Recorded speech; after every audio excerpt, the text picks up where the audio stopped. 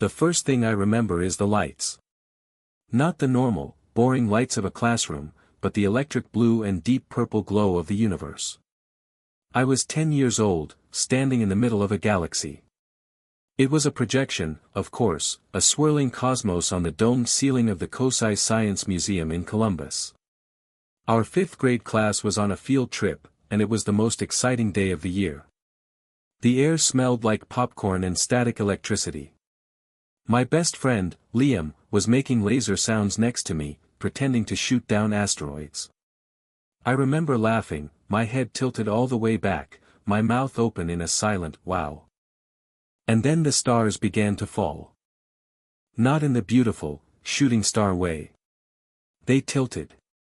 The whole galaxy slid sideways, like water sloshing in a bowl. The echoing sounds of the museum, the distant roar of a dinosaur exhibit, the crackle of a Tesla coil, the squeals of other kids all melted together into a single, rushing sound, like being underwater. Liam's voice faded. My own breath felt trapped in my chest. The floor, which had been solid beneath my sneakers just a second ago, rushed up to meet me. There was a jolt. Then darkness. Not a peaceful darkness, but a loud, buzzing, vibrating black. When I woke up, the lights were different. They were white. Fluorescent and sterile. The smell was different, too. Antiseptic. My mom's face was hovering over me, and it was a mask of pure terror. Her eyes were wide, her skin pale, her lipstick a frantic slash of red in a colorless world. That image is burned into my mind more clearly than the seizure itself. Her fear became my fear. Her panic became my reality. Later, a kind-faced doctor with a gentle voice tried to explain. "We've run all the tests," he told my mom, while I pretended to be asleep. An EEG, an MRI, a full blood panel. Honestly, we can't find a definitive cause. It could have been a one-time event, triggered by exhaustion or dehydration. But my mom wasn't listening. I could feel her shaking her head, even with my eyes closed. "No," she said, her voice tight and fierce. "No, you don't understand. Something is wrong with my daughter. I know it." And in that moment, she was right. Something was wrong. Not because I had a seizure, but because that seizure gave her the one thing she'd been searching for, a reason. A concrete, undeniable, medical reason to pour all her suffocating love and anxiety into. A reason for me to be sick. That was 5 years ago. Now, my morning starts not with an alarm clock, but with the gentle click of my bedroom door. It's Mom.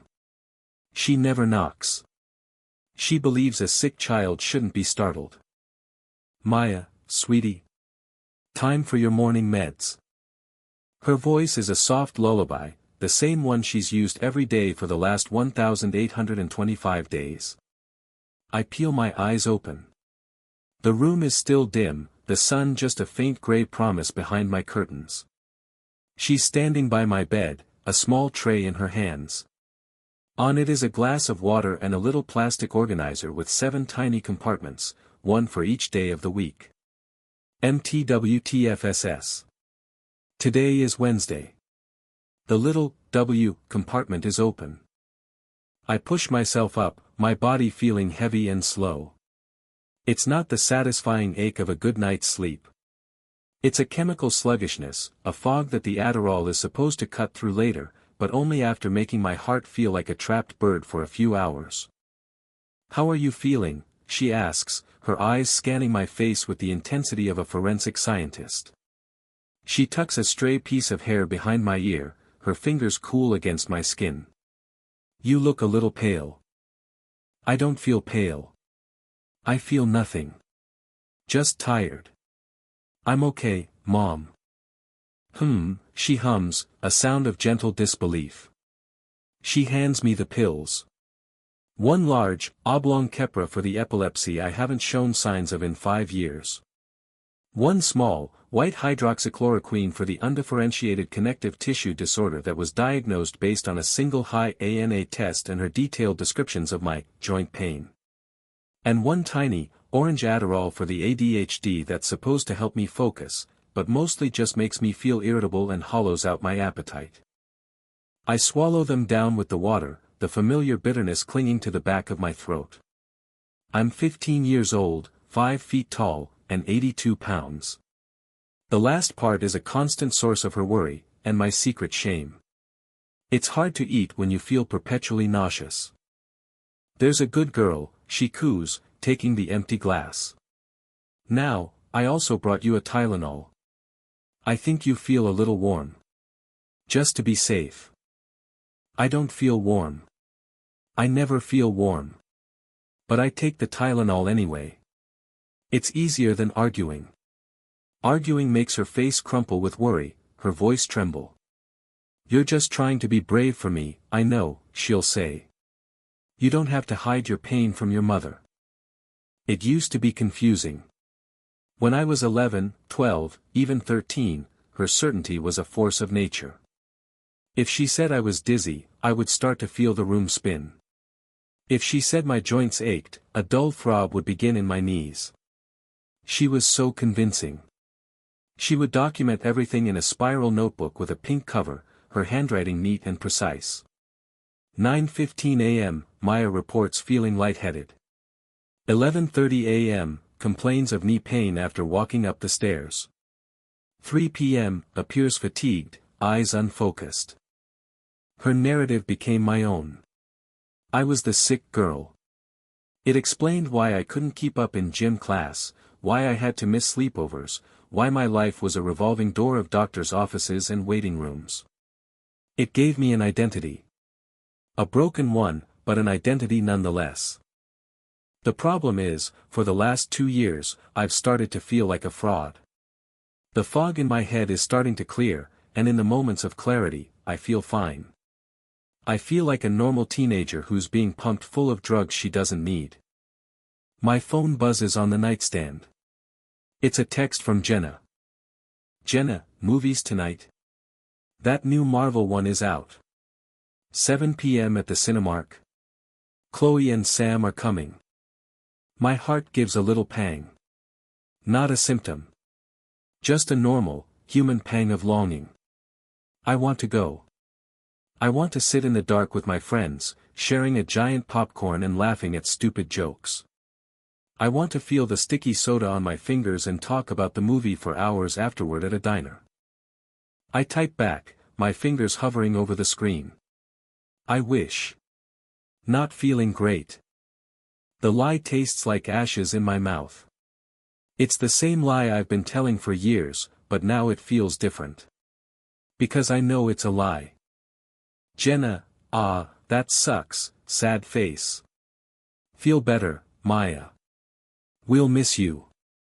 I toss the phone onto my comforter and stare at the ceiling. I can hear Mom downstairs, humming as she makes breakfast.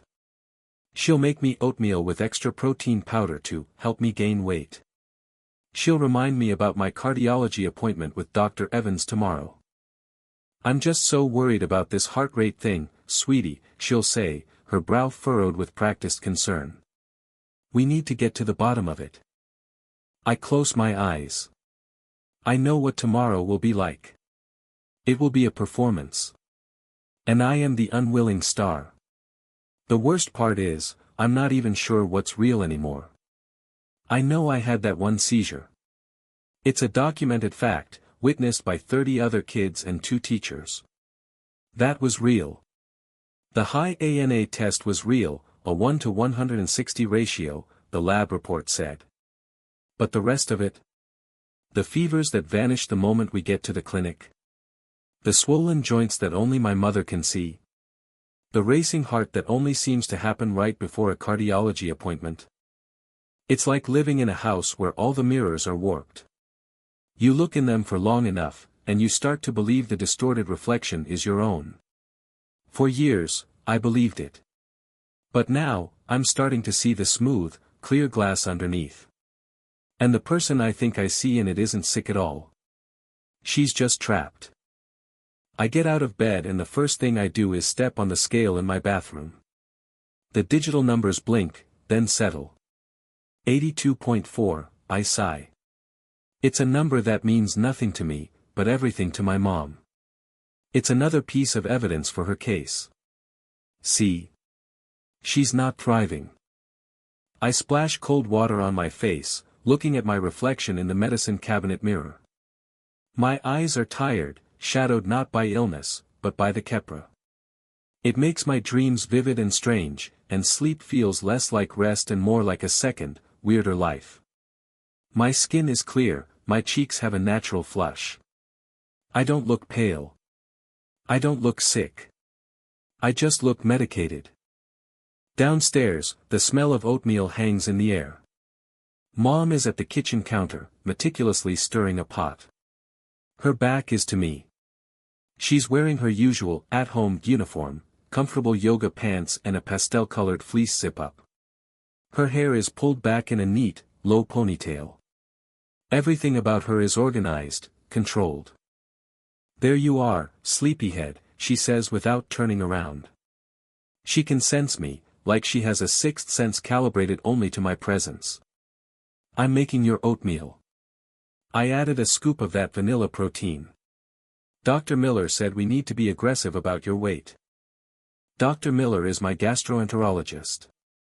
We saw him last month because Mom told him I was having constant stomach pains and no appetite. I wasn't. The Adderall kills my appetite, and the hydroxychloroquine makes me nauseous. The pain was from the anxiety of the appointment itself. But I didn't say that. I just sat there, a silent prop, while she wove her story. "Thanks, Mom," I say, sliding onto a stool at the kitchen island. She brings the bowl over. It's a mountain of beige sludge. "Eat up," she says, her smile warm but her eyes insistent. "You need your strength. Especially with your appointment tomorrow." She sits across from me, sipping her black coffee. She watches me eat. Every bite. It's like being a lab rat. I force down a spoonful. It's gummy and bland. "So," she begins, her tone light and casual, but I know it's a rehearsal. "When Dr. Evans asks you how you've been feeling, what are you going to tell him?" I shrug, pushing the oatmeal around my bowl. "I don't know." "Fine, I guess." Her smile tightens almost imperceptibly. "Sweetie, fine isn't a symptom.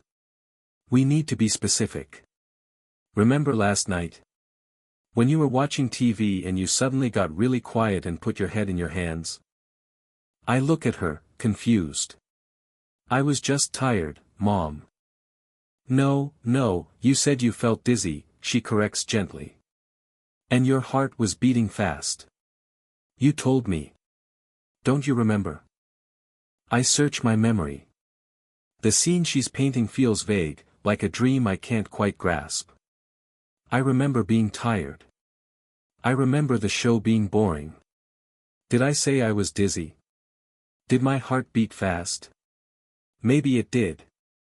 When she says it with such conviction, the memory starts to bend and reshape itself to fit her narrative. It's a terrifying kind of magic. I guess so," I mumble. "And what about your joints?" she prompts. "Your knees have been bothering you, right? Especially in the morning?" "They're a little stiff sometimes." That part is true. But it's the kind of stiffness I imagine everyone gets after lying in bed for 8 hours. See? You need to tell him that. And about the palpitations. And the lightheadedness. And how you get out of breath just walking to the mailbox. She says this last part with a flourish of concern. I have never gotten out of breath walking to the mailbox. Okay, Mom. It's the path of least resistance. The words that will make her stop. She reaches across the island and pats my hand. I know it's hard to keep track of everything, sweetie. That's why I'm here. We're a team. The word team makes my stomach clench. A team implies a shared goal. Her goal is to prove I'm sick. My goal, the one that's just starting to form, is to prove I'm not. We're not a team. We're opponents in a game I never agreed to play. Later that day, I'm in my room, supposedly doing homework. But I can't focus. The Adderall is humming under my skin, making my leg bounce. I'm thinking about the Sudafed. It was such a small thing. A single, red pill. Here, you're sniffly, take this. I wasn't sniffly. Not even a little. But I took it. And an hour later, I felt jittery. My heart was doing a little tap dance against my ribs. It wasn't scary, just noticeable. At the time, I thought nothing of it. But now, connecting it to the upcoming cardiology appointment feels like finding a key to a locked room.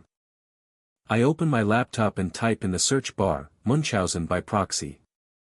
I'd heard the term before, in a TV crime drama. I always thought it was about mothers who actively poisoned their children, who broke their bones. It seemed extreme, monstrous.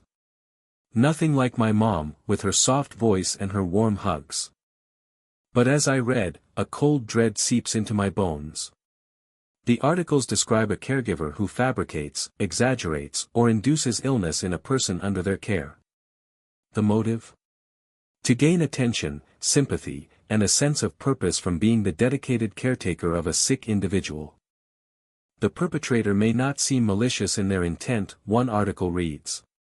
They often genuinely believe they are helping, and derive a sense of identity and validation from the medical community and their social circle. The words leap off the screen. Exaggerates symptoms. Falsifies medical history. May even induce symptoms through subtle means, like giving medication to mimic a condition. Like giving a teenager a decongestant before a cardiology appointment to make her heart rate go up. My breath catches in my throat. I slam the laptop shut. My own heart is pounding now, a real, frantic rhythm fueled by pure adrenaline. This is crazy. It can't be. This is my mother. The woman who reads to me when I'm too sick to do it myself, the woman who makes my favorite soup, the woman who tells me she loves me a dozen times a day. But then another memory surfaces, unbidden. It was last summer. My friend Jenna's family had gotten a huge, inflatable water slide for her birthday party. It was one of those giant, slick blue and yellow monstrosities. I'd spent the whole afternoon climbing up and sliding down, shrieking with laughter, crashing into the splash pool at the bottom. It was the most normal, most fun I'd had in years. Before I went, Mom had given me a double dose of ibuprofen. For your joint pain, honey. All that climbing will be hard on you. The next few days, I was covered in bruises. Deep, ugly, purple and green blotches all over my legs and arms. I knew where they came from. I'd felt myself banging against the plastic sides of the slide. It was a badge of honor, proof of a fun day. But when Mom saw them, she gasped. Her face went white. She started taking pictures, zooming in, turning on the flash to make them look more dramatic. Maya, where did these come from? She'd asked, her voice a horrified whisper. The water slide, I said. She shook her head slowly, her eyes wide with a terrifying, theatrical fear. No, sweetie. No. Playing on an inflatable slide would never cause this. Not unless something was very wrong with your blood. She convinced me. She told me I was in denial, that I was downplaying it because I was scared. She took me to the emergency room. She showed the doctors the pictures. She told them the bruises had appeared out of nowhere. I stood by her side, silent, my own memory of the joyful, bumpy slide replaced by her terrifying narrative of a mysterious illness. I had to endure a full leukemia workup. Needles, blood tests, a doctor with a grim face talking about platelets and white blood cell counts. For a week, my mom told everyone our family, her friends, the neighbors that I probably had leukemia. She was calm, brave, a pillar of strength in the face of a nightmare. People brought us casseroles. They hugged her and told her how strong she was. And when the tests came back negative, she didn't seem relieved. She seemed disappointed. "The doctors are missing something," she'd murmured, looking at my clear lab results with suspicion. "I know they are." Sitting in my room now, the memory is no longer confusing. It's crystal clear. It was all a lie. A performance. And I was her main prop. I feel a wave of nausea so intense I have to put my head between my knees. It's not the hydroxychloroquine. It's the truth. It's heavy and sick and it's poisoning everything. My entire life, my identity, has been built on a foundation of lies. And my own mother is the architect. The question isn't whether it's happening anymore. The question is, what do I do now? Tomorrow, I will be in a room with Dr. Evans. My mom will be there, ready with her pink notebook of lies. And I'll have a choice. I can play my part, like I always have. Or I can do the unthinkable. I can break the script. The thought is so terrifying it feels like standing on the edge of a cliff. If I jump, I don't know if I'll fly, or if I'll just fall. And I don't know if I'll be taking my mom down with me. Sleep doesn't come. I lie in bed, staring at the shifting shadows on my ceiling, my mind a frantic race of thoughts. Every quiet creak of the old house sounds like a footstep. Every whisper of the wind outside my window sounds like my name. The calm, safe shell of my home has shattered, and now I see the spiderweb of cracks that have been there all along. The pink notebook. It's the source code of this whole elaborate program. It's the proof. I've seen her scribbling in it for years, her head bent in concentration, her expression a mixture of concern and something else, something I now recognize as a kind of creative focus. It's her Bible of my supposed suffering. I have to see what's in it. The thought is terrifying. It's a violation. But my entire life has been a violation, a quiet, loving, insidious one. The need to know, to see the lies written in her own hand, outweighs the fear. I wait until I hear the faint sound of the TV in her bedroom click off, followed by the soft thud of her putting her book on the nightstand. I count to 100, then 200. The house settles into a deep, quiet stillness. My own heartbeat is a frantic drum against my ribs. This feeling, this heart pounding, throat tightening anxiety is real. It's not a symptom she invented. It's a symptom of her. Slipping out of bed, my bare feet are silent on the rug. The hardwood floor in the hallway is a minefield. I step carefully, testing each board before putting my weight down, cringing at the small groans of the wood. The stairs are worse. I stay close to the wall, where they're less likely to complain. The air is cool on my skin. Downstairs, a single sliver of moonlight cuts through the living room window, illuminating a path of dust motes. Her purse is right where I thought it would be, slung over the back of a kitchen chair. It's a sensible leather tote bag, the kind of thing a responsible, organized mother would carry. It's filled with her wallet, keys, a half-eaten pack of gum, hand sanitizer, and, tucked into an inner pocket, the notebook. My fingers tremble as I pull it out. The pink cover is soft from use. The spine is creased. I carry it to the island, using the faint light from the microwave's clock to see. I open it to a random page in the middle. Her handwriting is a perfect, loopy cursive. October 12th. 8:30 a.m., Maya woke up complaining of a severe headache, sensitivity to light. Describes it as a stabbing pain behind her right eye. Gave Tylenol. Refused breakfast. 11 a.m., remained in her darkened room. Says the pain is a 7/10. Seems nauseous. 2:45 p.m., finally ate a few crackers. Color is very poor. Eyes are glassy. I'm concerned this is a new migraine pattern. Note to self, mention this to Dr. Neurology. Ask about Topamax. My blood runs cold. October 12th. I remember that day. It was a Saturday. Jenna had slept over. We'd stayed up until 2 in the morning watching stupid YouTube videos and eating a whole bag of sour gummy worms. I didn't have a migraine. I had a sugar hangover. I slept in until 11. The stabbing pain was her knocking on my door to wake me up. That darkened room was me wanting to sleep. I ate a huge lunch with Jenna when we finally got up. Every single line in this entry is a lie. A complete fabrication built around the simple fact that I was a teenager who slept in. I flipped through the pages, my horror growing with each entry. It's a masterpiece of fiction. Small, real events are twisted and magnified into terrifying symptoms. A time I stubbed my toe became a full paragraph on unexplained foot pain and possible nerve issues. A day I was quiet and moody because of a fight with a friend was documented as lethargy and depressive episode. Then I find the section from last summer. I find the date of Jenna's birthday party. July 22nd. Maya seemed exhausted all day. Complained of joint pain before leaving for the party. Gave ibuprofen 800 milligrams. 7 p.m., returned from party. Extremely pale and withdrawn. Refused dinner. Went straight to bed.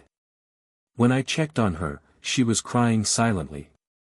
Said her whole body ached. This level of post-exertional malaise is very concerning. Could be a sign of a fibro flare or POTS. I have to physically put my hand over my mouth to keep from making a sound. I wasn't withdrawn, I was blissfully tired from hours of fun. I wasn't crying, I was probably already asleep, dreaming of water slides. She took a perfect day, a rare, beautiful, normal day, and painted it over with the ugliest colors she could find. Tucked into the back of the notebook are printouts from WebMD and the Mayo Clinic website. Pages on Ehlers-Danlos syndrome, POTS, mast cell activation syndrome, all the things she thinks I have. Certain phrases and symptoms are highlighted in yellow. Joint hypermobility, easy bruising, unexplained tachycardia, brain fog. It's a script. She's been studying her lines. I feel a profound, bottomless sadness wash over me, so heavy it almost brings me to my knees. This isn't just about getting attention. This is her life's work. This notebook is her novel, her masterpiece, and I am the main character, a tragic heroine she has created from scratch. Who is my mother? Who is this person who has watched me live and breathe and has chosen to write a completely different story? I gently place the notebook back in her purse, exactly where I found it. My hands feel dirty. I creep back upstairs, the floorboards no longer a threat. The worst has already happened. The truth is out, and it's sitting in my gut like a stone. I crawl back into bed, but the fog of confusion is gone, replaced by a chilling, razor-sharp clarity. I am not sick. My mother is. Her illness requires my illness. For her to be the hero, I have to be the victim. My mind flashes to the appointment tomorrow. Dr. Evans. He's a kind man, but he's always busy, always looking at my chart, at the data. And the data is all wrong, because it has all been filtered through her. She is the narrator, and she is unreliable. If I want this to end, I have to find my own voice. I have to become my own narrator. The thought of confronting her is impossible.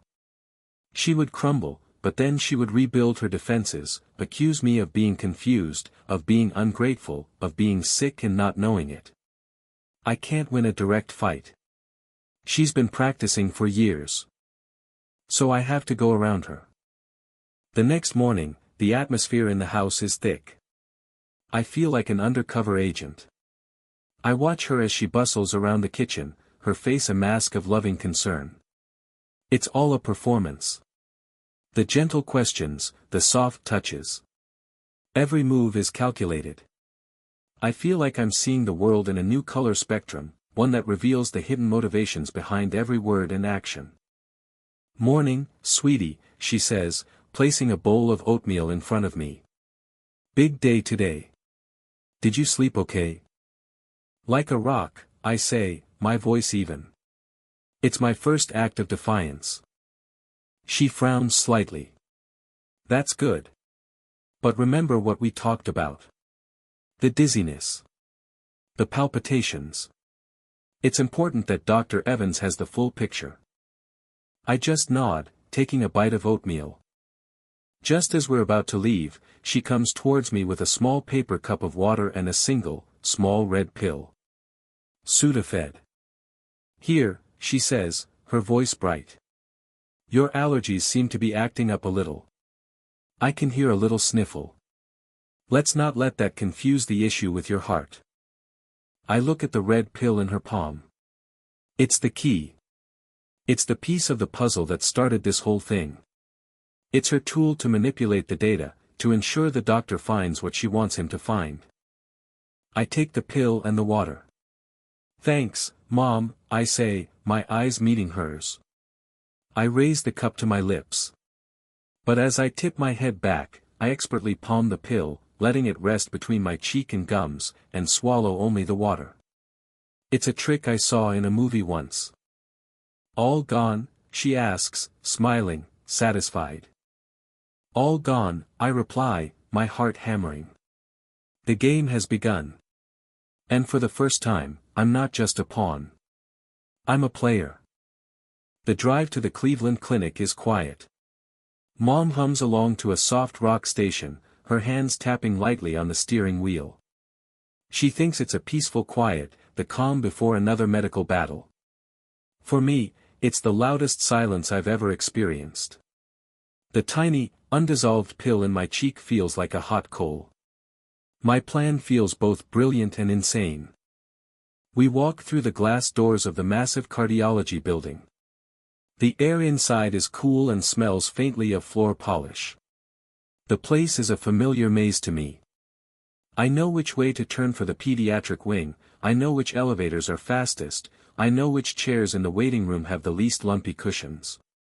This building has been a second home to me, and today I hope to burn it to the ground. Metaphorically, of course. We check in at the reception desk. The woman behind the counter gives us a practiced, sympathetic smile. Maya right? Dr. Evans will be with you shortly. We just need to get your vitals first. We're led to a small triage room by a nurse named Mark. He's young, with kind eyes and colorful cartoon animals on his stethoscope. He's always friendly. Hey Maya, how's it going? It's going, I say, trying to sound casual. Let's get your height and weight, then we'll do blood pressure. I step on the scale. Same as this morning. Mark jots it down. Then he wraps the cuff around my arm. As it tightens, I discreetly turn my head and cough into my elbow, spitting the now slimy Sudafed pill into a tissue I had balled up in my hand. I quickly shove it deep into my jeans pocket. Phase 1 complete. The cuff hisses as it deflates. Mark looks at the reading. 110/70. Perfect. He smiles. Mom, who is standing in the corner watching everything like a hawk, frowns. That's lower than usual, she says. She's usually much higher. And her heart rate? Resting rate is 72, Mark says, clipping the pulse oximeter to my finger. Also textbook perfect. He winks at me. Whatever you're doing, it's working. I can feel my mom's disappointment like a physical force in the room. This isn't part of her script. The data is supposed to be dramatic. The numbers are supposed to tell a story of a body in crisis. My body, however, is stubbornly, traitorously, telling the truth. We move to the waiting room. It's decorated in calming shades of blue and gray, with pictures of sailboats on the walls. Mom sits next to me, her leg jiggling nervously. She pulls out her pink notebook and starts flipping through it, her lips moving silently as she reviews her notes. Preparing for her performance. I don't understand those numbers, she mutters, more to herself than to me. You must have been having a good moment. It can be so deceiving. One minute you seem fine, the next you're having an episode. It's the nature of POTS. She's already building the narrative to explain away the normal readings. She's a master storyteller, able to spin any fact into her web of fiction. But today, I have a story of my own to tell. The fear I felt last night has solidified into a cold, hard resolve. I feel strangely calm, detached. I look around at the other kids in the waiting room. A little boy with a scar down his chest is laughing as he plays a game on a tablet. A teenage girl with an oxygen tank is reading a book. They are here for real reasons. Their illnesses are not stories. And for 5 years, I've been taking up a space that one of them might have needed. The thought fills me with a new kind of shame, but it also fuels my determination. This has to end. Today. Maya R. A nurse calls my name. My mom stands up, clutching her purse and the pink notebook like a shield. That's us. We're led back to an exam room. It's a small, sterile box with a single window overlooking a courtyard. I sit on the exam table, the paper crinkling beneath me. Mom takes the chair in the corner, arranging herself and her notebook, ready for the curtain to rise. Dr. Evans comes in a few minutes later.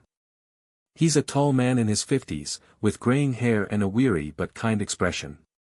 He's seen me every 6 months for the last 3 years. Well, hello Maya, he says, giving me a warm smile before turning his attention to the chart in his hands. And Carol. Good to see you both. You too, doctor, my mom says, her voice full of carefully modulated anxiety. So, Dr. Evans begins, looking at the chart. The nurse's notes say your vitals are looking great today. Blood pressure and heart rate are right where we want them to be. That's excellent news. My mom clears her throat, leaning forward in her chair. Here we go. Doctor, I have to be honest, that's very misleading, she says, her voice laced with urgency. Those numbers are a fluke. She's been having a terrible time. The palpitations are getting worse, especially at night. And the lightheadedness just this morning she almost fainted in the kitchen. She gets so out of breath, she can barely walk up the stairs without needing to sit down. I've been documenting everything. She holds up the pink notebook as if it's a holy text. Dr. Evans nods patiently, his eyes on her. He's heard this before. He turns to me. Maya, is that right? How have you been feeling? This is it. The moment of truth. The air in the room feels thick and heavy. I can feel my mom's gaze burning into the side of my head. I know what I'm supposed to say. I'm supposed to nod, to look down at my hands, to murmur, yeah, not great. But the girl who would have said that is gone. She disappeared last night, somewhere between a page about a fake migraine and a lie about a water slide. I take a breath. I look directly at Dr. Evans, bypassing my mother completely. My voice comes out steadier than I expected. Actually, Dr. Evans, I say, I feel fine. The silence that follows is deafening. It's like a bomb has gone off, and the sound just hasn't reached us yet. My mom makes a small, sharp noise, like a gasp. Dr. Evans's eyebrows raise slightly. He leans against the counter, giving me his full attention. Fine. Yeah, I say, my confidence growing. I feel fine. I haven't had any palpitations. I don't get dizzy. I can run up the stairs. I feel normal. My mom finds her voice. It's high and strained. Maya, what are you saying? Sweetheart, you're just having a good day. You're forgetting. Remember last night? You told me. I turn to her, and for the first time, I don't see a loving mother. I see a cornered animal. No, Mom. I didn't. Dr. Evans watches the exchange, his expression unreadable. He's a doctor. He's a scientist. He deals in facts and data. And for the first time, he's getting conflicting data points from the source itself. My heart is hammering now, a wild, frantic beat. But this time, it's my own. It's not from a pill. It's from the terror and thrill of telling the truth. I know I can't just leave it at that. He might just chalk it up to a teenager being difficult. I need to give him something more. I need to give him the key. I take another deep breath, my hands clenched into fists on my lap. Dr. Evans, I say, my voice dropping a little, filled with a gravity I didn't know I possessed. I think my mom gets confused sometimes. I think she exaggerates things because she's worried. It's a softer version of the truth, a way to open the door without blowing it off its hinges. Then I take the plunge. Dr. Evans, can I please talk to you alone for a minute? The request hangs in the air, electric. My mom gasps again, this time audibly. Maya. What on earth? There's nothing you can't say in front of me. I'm your mother. Her voice is a cocktail of hurt, outrage, and panic. But my eyes are locked on Dr. Evans. I'm pleading with him, trying to convey a decade of silent screams in a single look. Please. Please believe me. He looks from my face to my mother's. He sees my desperate stillness and her frantic, rising panic. He sees her clutching that pink notebook like a life raft. He's been a doctor for 30 years. He's seen everything. And in that moment, I can see a flicker of understanding, of clinical suspicion, dawn in his eyes. He pushes himself off the counter and stands up straight. He looks at my mom, his voice gentle but firm, leaving no room for argument. Carol, he says. Why don't you step out into the waiting room for a few minutes? I just need to ask Maya a few standard questions privately. It's routine. We'll call you back in when we're done. It's a professional, kind, and complete dismissal. My mom's face crumples. She looks at me, her eyes filled with betrayal. Then she looks at the doctor, speechless. For the first time in my life, my mother has lost control of the narrative. She stands up, defeated, and walks out of the room without another word. The click of the door latch shutting behind her is the most beautiful sound I have ever heard. It's just me and the doctor. The silence returns, but this time it's different. It's a space waiting to be filled. Waiting for the truth. And then, the dam breaks. A single, hot tear rolls down my cheek, then another. The composure I've held on to all day shatters, and a wave of gut-wrenching sobs shakes my whole body. I'm free, and I'm terrified, and I'm utterly, completely alone. Dr. Evans doesn't say anything.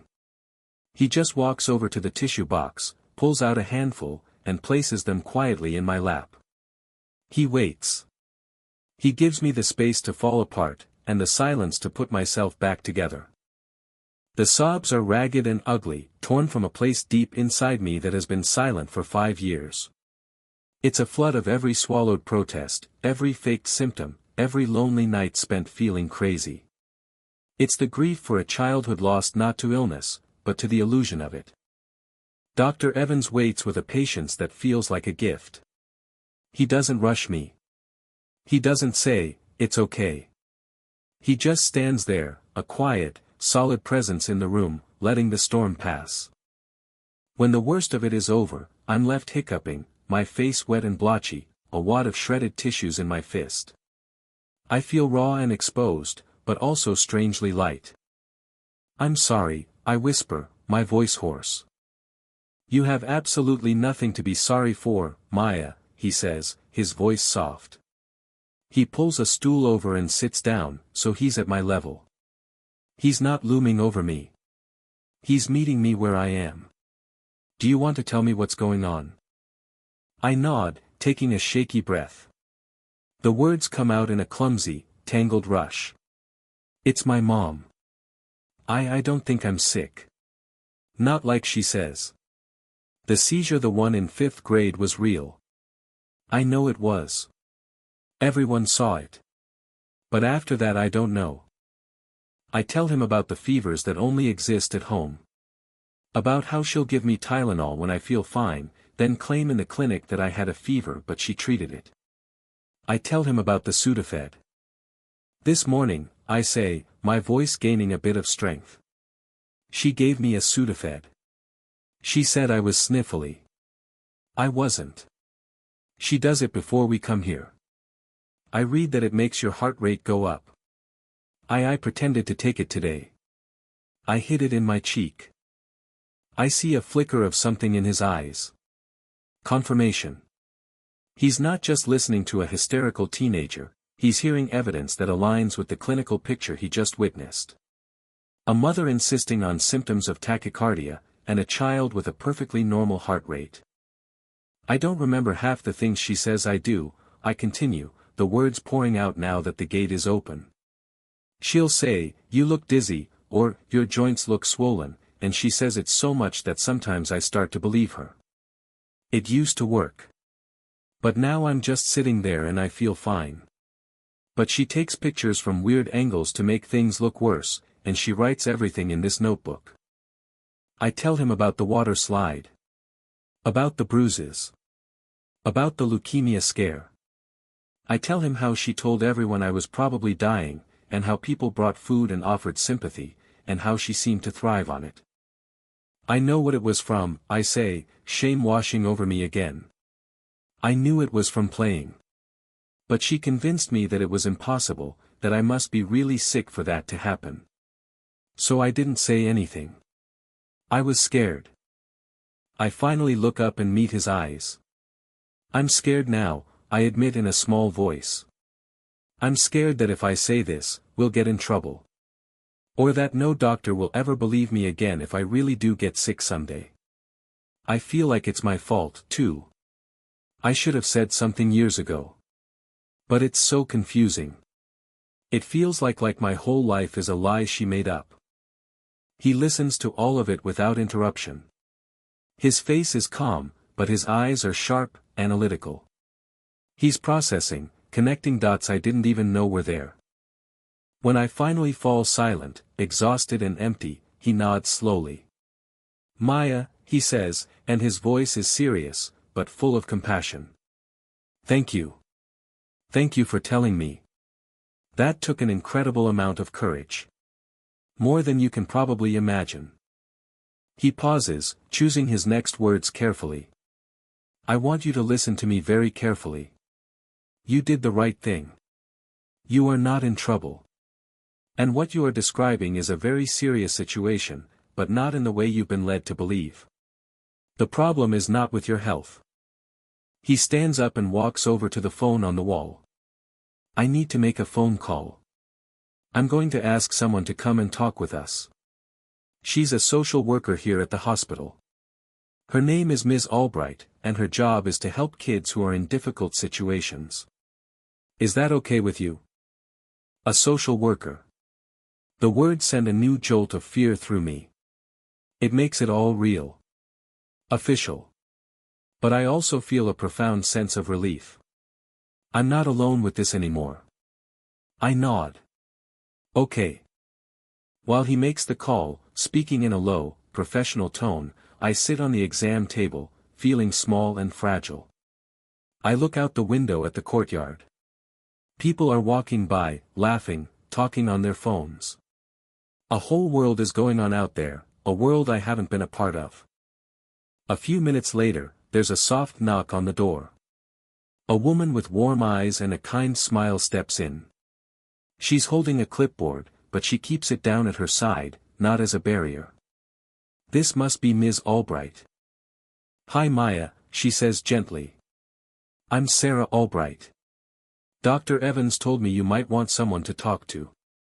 Dr. Evans explains the situation to her in clipped, medical terms, referencing potential, medical child abuse, and factitious disorder imposed on another. The clinical language is jarring, but it's also validating. This thing that has tormented me, this shapeless, confusing fog, has a name. It's real. It's a recognized phenomenon. I'm not crazy. Ms. Albright pulls up another stool and sits beside Dr. Evans. They are a united front. My united front.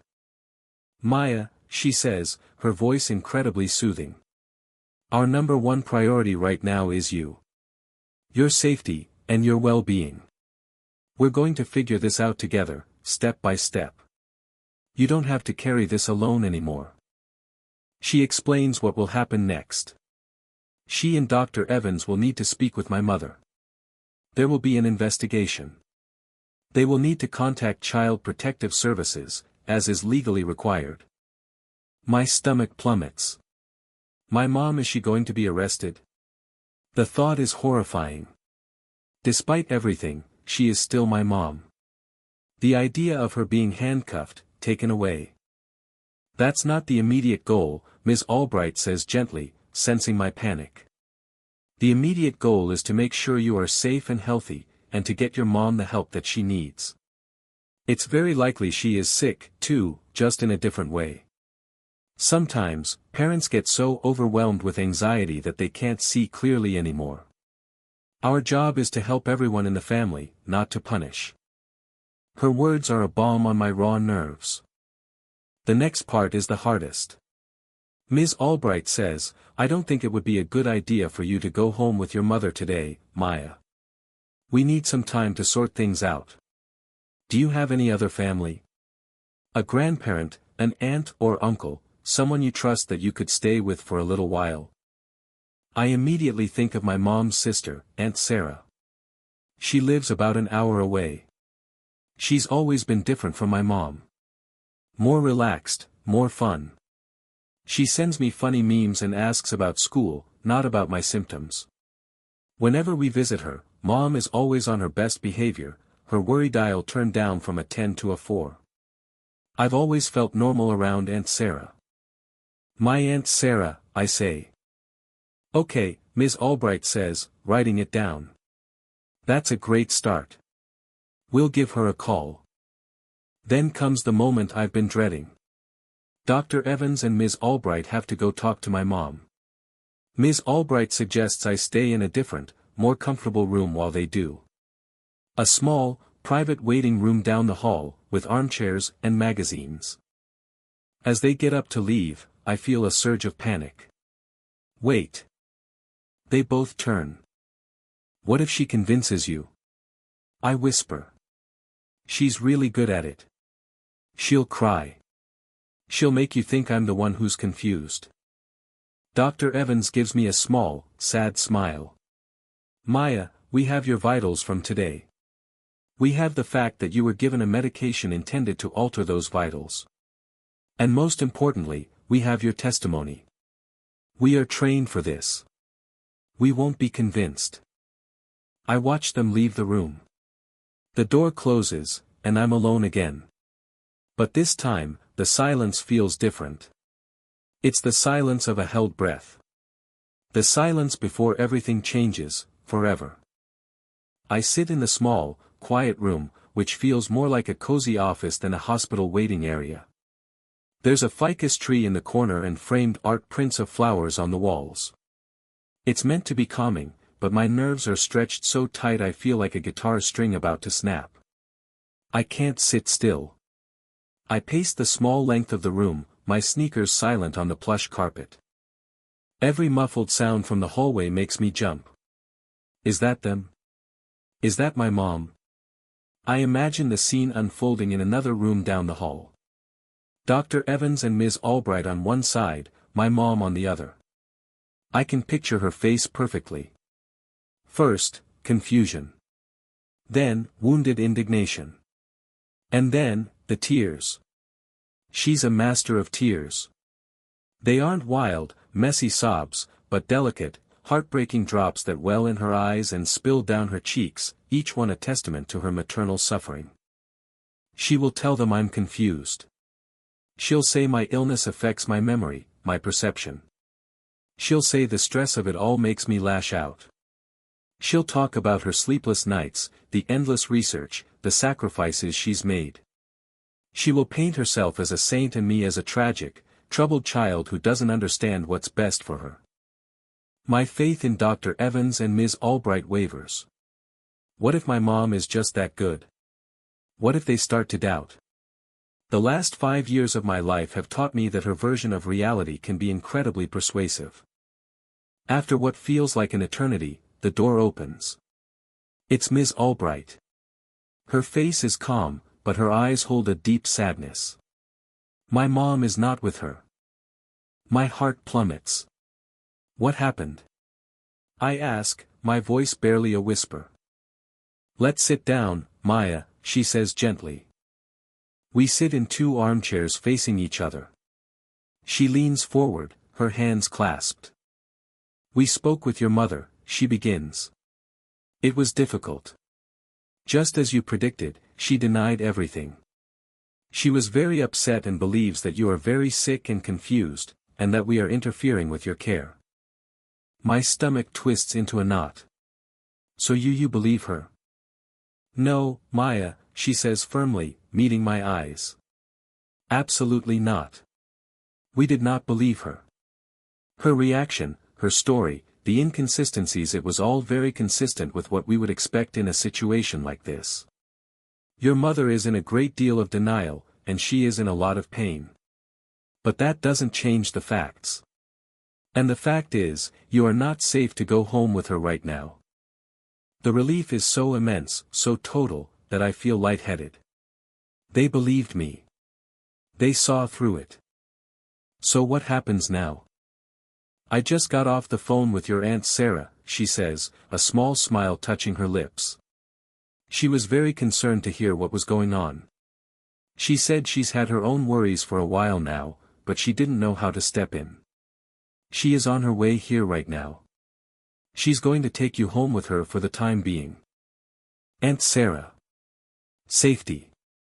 A wave of gratitude washes over me. And my mom? Ms. Albright's expression becomes serious again. Your mother has been informed of the situation. We have filed a report with Child Protective Services, and they will be opening a case. She will be required to get a full psychological evaluation and to attend therapy. For now, she will not be able to have contact with you, unless it is supervised. I know that's hard to hear, Maya. It is hard. It's devastating.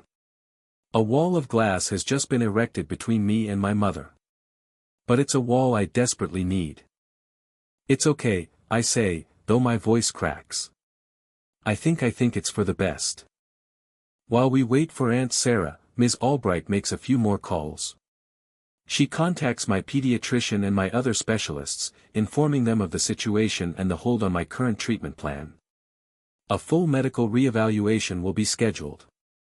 One by one, the bars of my gilded cage are being dismantled. When Aunt Sarah arrives, she rushes into the room and wraps me in a hug so tight it almost knocks the wind out of me. She smells like cinnamon and laundry detergent, a scent of pure, uncomplicated normalcy.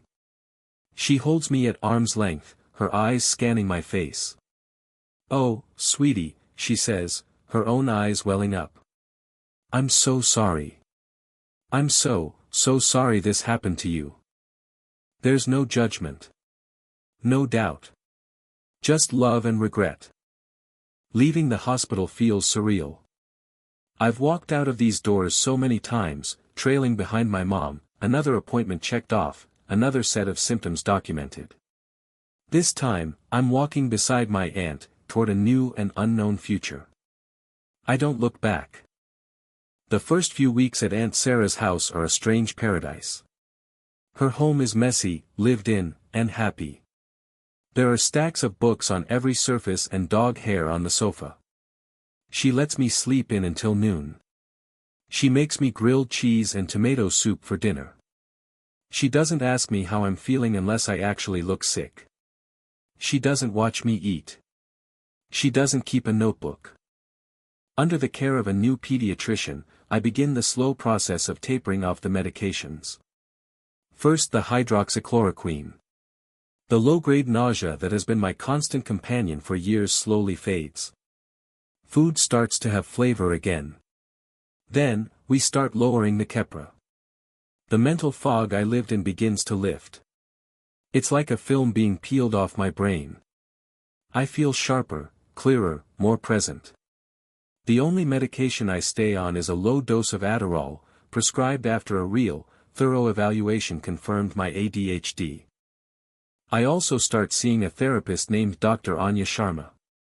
She has kind eyes like Ms. Albright and a laugh that makes me feel at ease. In her quiet office, I finally unpack the last 5 years. I talk about the confusion, the fear, the guilt. The guilt is the hardest part. The feeling that I betrayed my mom, that I'm responsible for her pain. Maya, Dr. Sharma tells me one afternoon, you are responsible for your own safety and your own truth. You were a child in an impossible situation. Your mother's illness is not, and has never been, your fault. Your only job now is to heal. Healing is slow. It's not a straight line. Some days I feel angry. Some days I feel profoundly sad for the little girl who believed she was broken. Some days I miss my mom, not the mom who made me sick, but the mom who used to sing me to sleep, the mom who taught me how to ride a bike. Dr. Sharma helps me understand that I can hold both of those feelings at once. The love and the pain. They can coexist. After a few months, I have my first supervised visit with my mom. It's at a neutral family services center, in a room with brightly colored walls and toys in the corner. A social worker sits quietly with us. My mom looks smaller. Thinner. The confident, controlled woman I knew has been replaced by someone fragile and lost. She's been going to her own therapy, as required by the court. She doesn't talk about symptoms. She doesn't ask how I'm feeling.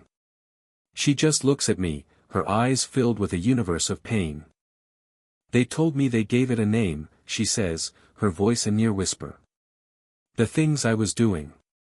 The way I was thinking. They say it's an illness. She says the word illness like it's a foreign object in her mouth. I know, I say. I was so scared, Maya, she continues, tears starting to trace paths down her cheeks. Ever since you were born, I was so terrified of losing you. And after the seizure, that fear it took over. It became this monster. And I thought if I could just stay ahead of it, if I could find every possible thing that could be wrong, I could control it. I could keep you safe. She shakes her head. I didn't see that I had become the monster. I was the thing you needed to be safe from. It's the first time she has ever admitted it. It's not a perfect apology. It's tangled up in her own fear and her own narrative. But it's a start. It's a crack of light in the darkness. I don't know how to respond, so I just say the only thing that feels true. I was scared, too. We sit in silence for a while after that.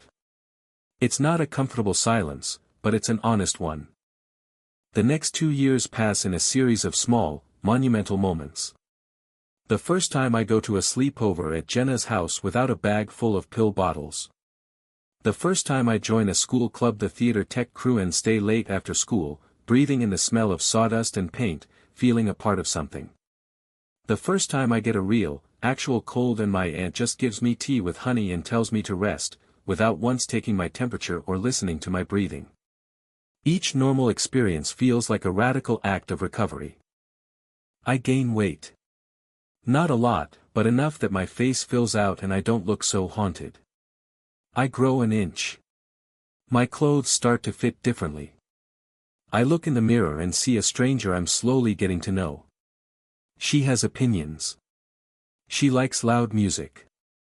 She's terrible at math but surprisingly good at building set pieces. She is me. My visits with my mom continue, slowly transitioning from the supervised family center to quiet afternoons at a park, then to coffee at a neutral cafe. They are always chaperoned by Aunt Sarah, who acts as a gentle buffer. My mom continues her therapy. The change in her is not a dramatic transformation, but a slow, painful chipping away at the fortress of denial she had built around herself. She stops talking about illness entirely. Instead, she asks about my life with a hesitant, almost shy curiosity. How's the play going, she'll ask. Tell me about this new friend, Chloe. She's learning to be a mother to the daughter I actually am, not the one she invented. It's hard. Sometimes, a flicker of the old Carol will appear. She'll look at me and say, "You seem a little tired, sweetie," and a jolt of the old fear will go through me. But now, I have a voice. "I'm okay, Mom," I can say, my voice steady. "Just a long week at school." And she'll nod and let it go. It's a new dance we're learning, with new steps and boundaries. The rhythm is awkward, but we're trying. I learned through my own therapy that forgiveness isn't a one-time event. It's a choice you make over and over again. Some days, it's easy. Some days, it feels impossible. The day I get my acceptance letter to Ohio State University is a turning point. I want to major in technical theater and design. I want to build worlds, not be trapped in them. I'm sitting at the kitchen table at Aunt Sarah's house, the official letter in my hand, and I just start to cry. They are tears of pure, unadulterated joy. Aunt Sarah hugs me, ecstatic. Later that day, I call my mom to tell her. Her supervised visits had recently been upgraded, allowing for phone calls. There's a long pause on the other end of the line after I tell her the news. For a second, I'm afraid. Afraid she'll say it's too far, that I'm not well enough, that I need to stay closer to home. But then her voice comes, thick with emotion. "Oh, Maya," she says, and she's crying. But these are different tears. I can hear it. They aren't the tears of fear or manipulation. They're tears of pride. That's wonderful. I am so proud of you. And I believe her. The summer before college is a blur of packing, planning, and saying goodbye to the life I've built at Aunt Sarah's. My relationship with my mom has found a fragile, stable ground. She is still my mother, but Aunt Sarah is my home. A few days before I'm set to leave, Mom asks if she can take me out for a farewell lunch. Just the two of us. Aunt Sarah and I talk about it, and I agree. I feel ready. We go to a small Italian restaurant, the kind with checkered tablecloths and candles in wine bottles. It feels strange, sitting across from her without a chaperone, without a safety net. We make small talk. She asks about my dorm room, about my roommate. I ask about her pottery class. It's all very careful, very polite.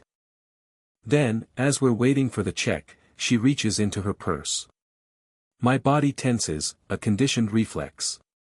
For a split second, I expect her to pull out a notebook, a pill bottle, a list of symptoms. Instead, she pulls out a small, clumsily wrapped gift. "This is for you," she says, sliding it across the table. My fingers tremble slightly as I unwrap it. Inside is a small, silver locket. It's simple and elegant. I open it. On one side is a tiny, old photo of me as a baby, chubby and smiling. On the other side is a picture of her, looking young and happy, holding me. It was taken before the fear took root. Before the story began. I wanted you to have a picture of a time when I was just your mom," she says, her voice thick. "Before I got so lost." She takes a deep, shaky breath. "Maya, there are no words to say how sorry I am. I can't take back the years I stole from you. I can't erase the fear, or the pain I caused. I know that. I will live with that for the rest of my life." Her eyes meet mine, and they are clear. The fog is gone. My illness doesn't excuse what I did. But I want you to know, I am working every single day to be better.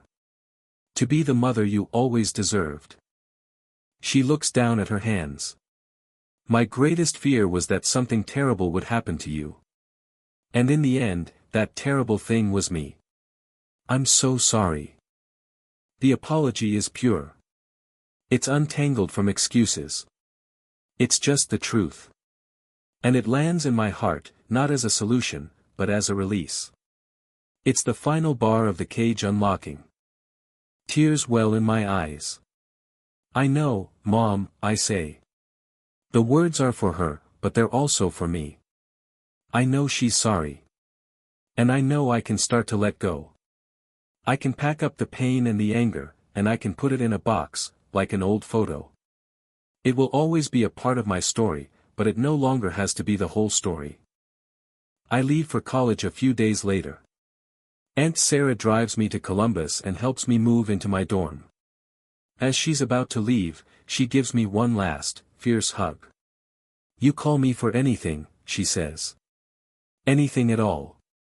I am so unbelievably proud of the woman you've become.